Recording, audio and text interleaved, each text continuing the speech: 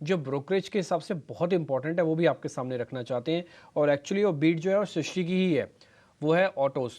तो ऑटोज़ में जो ईवी को लेकर कुछ ब्रोकरेजेस आई है, एक बार ज़रा सृष्टि वो क्या मैसेज दे रही हैं, उस रिपोर्ट्स में क्या लिखा है, एक बार ज़रा हमको ब्रीफ कर दो उसके बारे में। जी हाँ, डिम्पी, शुक्रवार को एक काफ़ी अहम पॉलिसी गवर्नमेंट ने अनाउंस की थी इलेक्ट्रिक व्हीकल्स को लेके, जहाँ पे उनका कहना था कि जितने भी ग्लोबल ईवी मैन्युफैक्चरर्स हैं, जिसमें कि टेस्ला जैसे नाम आते हैं, उनका स्वागत है इंडिया में। पर वो स्वागत सरकार तब करेगी जब आप इंडिया में करीब 4,150 करोड़ का निवेश करेंगे इस 3 सालों में अप्रूवल मिलने के बाद, और साथ ही साथ आपको लोकलाइजेशन पे भी काफ़ी यहाँ पे फोकस करना होगा, उसके भी टारगेट सामने रखे। साथ ही साथ उनका ये भी कहना है कि ये सब तो ठीक है, पर आपको जो कस्टम ड्यूटी की आपकी चिंता थी, 70 से 100% की इंपोर्ट कस्टम ड्यूटी लगती थी, वहां पे हम आपको रियायत देंगे, 15% कर देंगे। तो ये पूरी बड़ी पॉलिसी का जो उद्देश्य माना जा रहा है वो टेस्ला और विनफास्ट जैसी कंपनीज, BYD जैसी कंपनीज का इंडिया में स्वागत करने के लिए किया जा रहा है। और इसी पे कई सारे ब्रोकरेजेस रिपोर्ट लेकर आए हैं, जहां पे सबका यही कहना है कि M&M और टाटा मोटर्स, जिनकी फिलहाल ईवी गाड़ियां जो हैं मार्केट में उपलब्ध हैं, उनको लेके थोड़ा सा थ्रेट जरूर हो सकता है।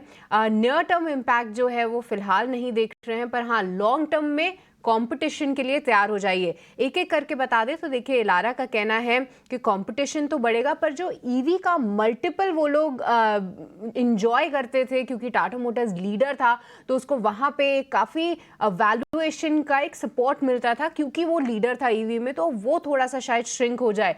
पर क्योंकि लोकलाइजेशन के टारगेट्स यहाँ पे काफी अहम बताए जा रहे हैं, तो साथ ही साथ जो ऑटो एंसिलरीज हैं उन पे भी नजर रखिए। इलारा ने 2 नाम हाईलाइट किए हैं, संवर्धना मदरसन और साथ ही सोना BLW, क्योंकि ग्लोबल मार्केट में जब टाइप्स की बात आती है तो दोनों ही कंपनीज के बेहतरीन टाइप्स हैं।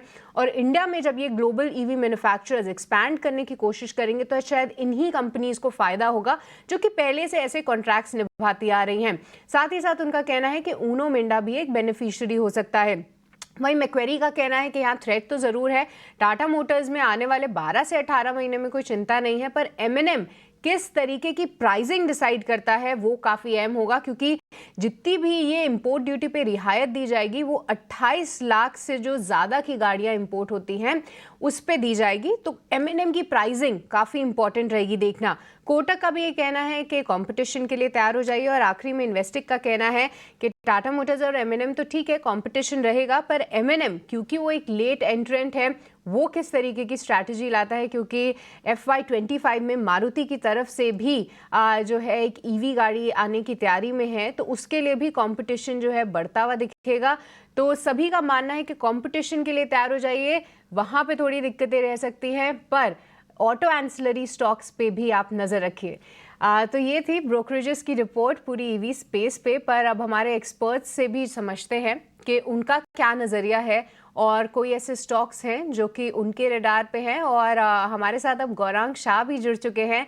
Gaurang, very good morning. सबसे पहले आपसे इसी पे राय जानना चाहेंगे। देखिए, टाटा मोटर्स और M&M ज़बरदस्त एक तेज़ी तो हम देख चुके हैं, पर क्या नए निवेशकों को अभी भी वो उत्साह बनाए रखना चाहिए दोनों कंपनीज में? और ऑटो एंसिलरीज के लिए कितनी बड़ी खबर है, और कोई स्टॉक जो कि आपको सबसे ज्यादा पसंद आता हो? धन्यवाद सृष्टि, आपका और आप सभी को शुभ प्रभात हमारे तरफ से। ये पहली बार नहीं है कि कोई विदेशी नाम बड़ा हमारे भारतवर्ष में आ रहा है और उत्पादन क्षमता लगा रहा है। इसके पहले आपको याद होगा काफी सारी कंपनियां आ चुकी, कुछ कंपनियां बंद होकर अपना बोरिया बिस्तरा बांध करके वापस चले गए अपने गांव। उदाहरण के तौर पर हाल ही में जो फोर्ड का मामला हुआ था, उसके पहले शेवरोले जैसी गाड़ी आई थी, उसके पहले कई सारे नाम आए थे। तो प्रतिस्पर्धा आती है तो उपभोक्ताओं को फायदा होता है, इसमें कोई दो राय नहीं है। और आपके पास अपने पसंदीदा मॉडल्स खरीदने का एक अवसर भी मिलता है। लेकिन ये जरूरी है जानना, और हमारे यहाँ पर देश में पहले एक बात हुआ करती थी कि 1 लीटर पे कितना किलोमीटर चलती है गाड़ी।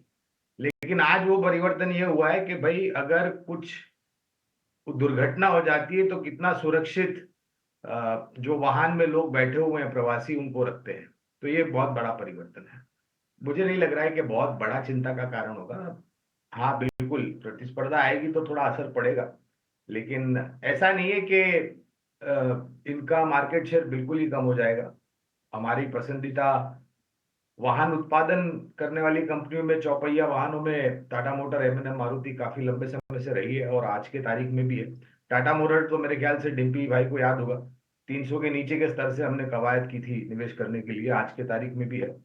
और ऑटो एंसिलरी की जो आप बात कर रहे थे, तो वहां पर मैं CI automotive, Uno Minda, Bosch limited जैसी कंपनियां हैं, एक्साइड इंडस्ट्रीज, हमारा राजा ऑटोमोटिव जैसी कंपनियां हैं, टायर में अपोलो टायर्स और जेके टायर्स। तो एक फैला हुआ ये क्षेत्र है और मुझे नहीं लग रहा है कि कोई प्रतिस्पर्धा आने से भारत में स्थापित अच्छी बैलेंस शीट, अच्छी मैनेजमेंट कंपनियों को बहुत बड़ा फर्क पड़ेगा। ओके, तो गौरांग नहीं समझते कि ज़्यादा असर पड़ेगा ओईएम्स पे, पर जी हाँ, ऑटो एंसिलरीज पे ज़रूर ध्यान रखिए। कई सारे स्टॉक्स गौरांग ने बताए जहाँ पे आपको रखनी है नज़र।